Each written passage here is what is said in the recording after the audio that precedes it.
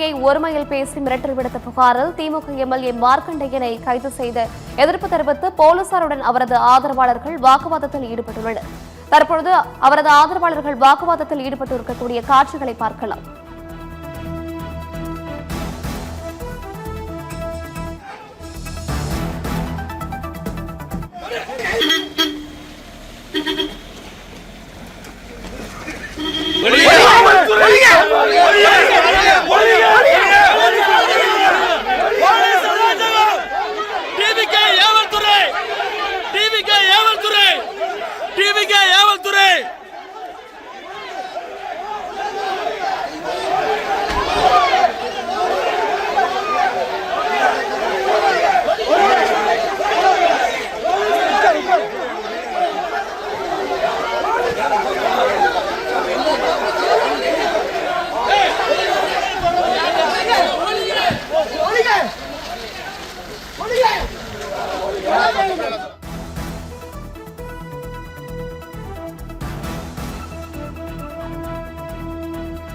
திமுக MLA Markandeyan கைது செய்யப்பட்டதற்கு எதிர்ப்பு தெரிவித்து அவரது ஆதரவாளர்கள் போலீசாருடன் வாக்குவாதத்தில் ஈடுபட்டுள்ளனர்.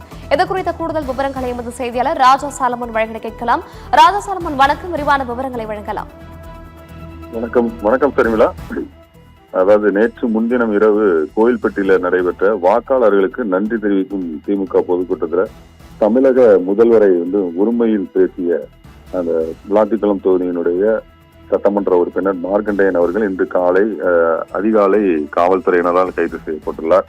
அவர் பேசிய வீடியோ ஆடியோ ஆதாரங்களை நேற்றே காவல்துறையினர் மிகவும் உன்னிப்பாக கவனித்து அனைத்தையும் திரட்டி வந்தனர். இந்த நிலையில்தான் இன்று காலையிலேயே அவர் கைது செய்யப்பட்டுள்ளார்.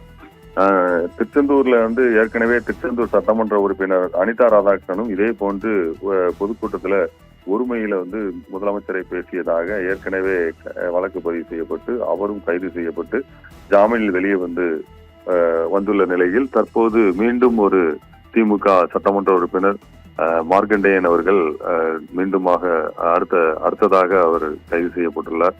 இந்த நிகழ்வு தூத்துக்குடி மாவட்டத்தில் ஒரு பரபரப்பை ஏற்படுத்தியுள்ளது. இந்த நிகழ்வின் போது, அதாவது கைது செய்வதற்காக காவல்துறையினர் இன்று காலையிலேயே அவரது வீட்டிற்கு சென்று விளாத்திக்குளத்தில் உள்ள மார்க்கண்டேயன் அவர்களது வீட்டுக்கு சென்று கைது செய்ய முற்பட்ட போது அவர் தன்னை கைது செய்ய வேண்டுமானால் சபாநாயகர் மற்றும் தலைமைச் செயலாளரிடம் உரிய அனுமதி பெற்றிருக்க வேண்டும், அதற்கான அனுமதி எல்லாம் நீங்கள் பெற்றிருக்கிறீர்களா என்பதை கேட்டுக்கொண்டார். அவர்களும் அதற்கான ஆவணங்கள் அனைத்தையும் காட்டிய போது வழக்கறிஞராக உள்ள மார்க்கண்டேயன் தனது அந்த ஆர்டர்களை எல்லாவற்றையும் சரிபார்த்துவிட்டு புன்முறுவலோடு அவர் அந்த வெளியே காவல்துறையினருடைய கைது நடவடிக்கைக்கு ஒத்துழைப்பு கொடுத்து அவரது காவல்துறையினருடைய வாகனத்தில் ஏறி சென்றார். ஆனால் அவர்களது ஆதரவாளர்கள் கட்சிக்காரர்களுக்கு உடனடியாக இந்த தகவல் தெரிய வந்ததின் பேரில் அனைவரும் அவர் வீட்டு முன்பாக கூடினர் மற்றும் அந்த வாகனத்தை மறித்து போராட்டத்தில் ஈடுபட்டு தமிழக வெற்றிக் கழக அரசுக்கு எதிராகவும் தமிழக முதல்வருக்கு எதிராகவும் கோஷங்கள் எழுப்பினர். மேலும் காவல்துறையை கண்டித்தும் கோஷங்கள் எழுப்பி அவரது வாகனத்தை நகர விடாமல் வாகனத்திற்கு முன்பு, அதாவது கைது செய்து கொண்டு சென்ற காவல்துறையினருடைய வாகனத்திற்கு முன்பு அமர்ந்து போராட்டத்தில் ஈடுபட்டனர். காவல்துறையினர் அவர்களை அந்த இடத்திலிருந்து அப்புறப்படுத்தி மார்க்கண்டேயன் அவர்களை அந்த கைது செய்து அழைத்து சென்றனர். அவர்களை அந்த மார்க்கண்டேயன் அவர்களை இங்கு தூத்துக்குடிக்கு அழைத்து தூத்துக்குடியில் வைத்து அவரை விசாரித்து நீதிமன்றத்தில் ஒப்படைப்பார்கள் என எதிர்பார்க்கப்படுகிறது.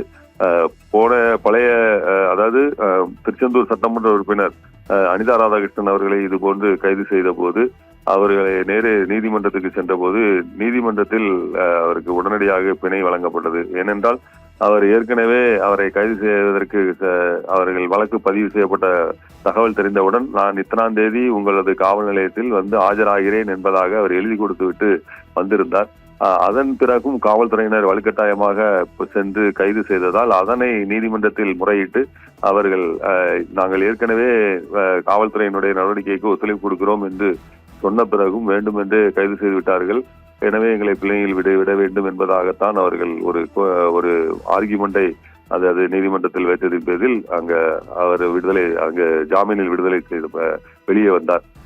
ஆனால் இந்த வழக்கை பொறுத்தமட்டில் இவர்கள் எந்த விதமான காவல்துறையில் போய் எழுதி கொடுக்கவோ எதுவும் செய்யவில்லை. எனவே இவரை வெளியில் ஜாமீனில் இன்று வெளியே விடுவார்களா அல்லது அவரை சிறையில் அடைப்பார்களா என்பது தெரியவில்லை. நீதிமன்றத்தினுடைய நடவடிக்கையின் போதுதான் இதை பற்றி கூடுதல் விவரம் தெரிய வரும். தற்போது அவரை அந்த அனிதா ராதாகிருஷ்ணன் அவர்களை அழைத்து சென்று எஸ்பி ஆபீஸில் வைத்து விசாரித்தது போல இவரையும் எஸ்பி ஆபீஸுக்கு அழைத்து சென்று விசாரிப்பார்கள் என எதிர்பார்க்கின்றோம். அடுத்ததாக இதனுடைய மேலும் விரிவான செய்தியை இன்னும் அடுத்தடுத்து நிகழ்வுகளை உங்களுக்கு உடனடியாக தெரியப்படுத்துகிறோம். நன்றி.